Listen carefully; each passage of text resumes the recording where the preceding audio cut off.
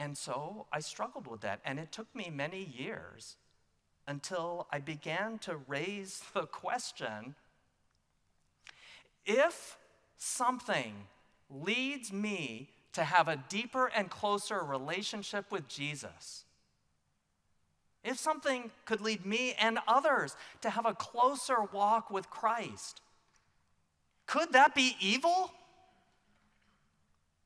And if my doubts and my own questions cause me to fall more in love with Christ, how is that a bad thing?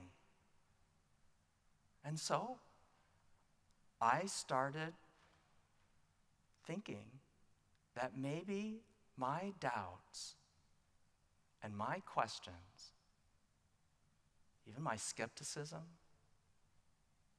maybe all of that could be a gift from God.